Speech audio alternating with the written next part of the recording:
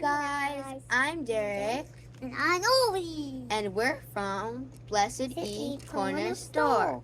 And today we're gonna talk about Frosty. Frosty. Here it is, the orange flavor. Super good. You should try it. And here is bubblegum flavor. Super good. You should try it. This is a salted flavor. It has all the flavors in one packaging. So it is The mango flavor. Me and Irvy's favorite fruit. And it's got so much yellows. Yeah, You should try it. And here is the the lemonade flavor. super good. You should try Try it. it. Get your Frosty today at Blessed E Corner Store. Yeah!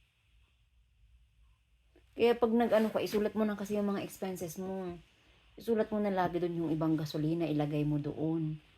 Kasi pwede naman yun na pwede yun na yung mga gasolina mo, mag-ano ka na, maglagay ka doon, tapos resibo mo sa gasolina, ilagay mo na. O resibo sa meals, mo na, ipunin mo na. Dapat sulat mo kasi, di ba ganun nga sa store. Tuloy-tuloy kasi yun palang bumawas eh. Para mamulan tayo ng 1,000 bago under yung business.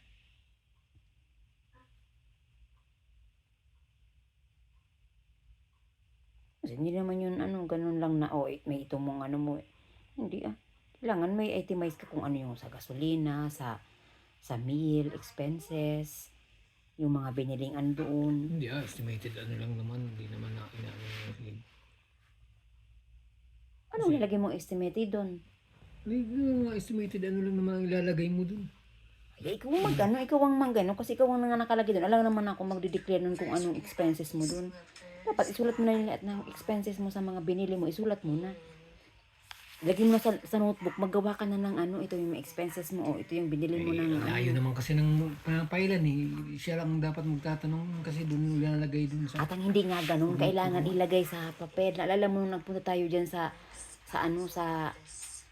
H&R Block na hindi nga tayo pinag-entertain kasi hindi pwedeng sasabihin mo lang doon. Kailangan meron kang meron kang nakalagay din kung ano yung para saan, yung mga itemize.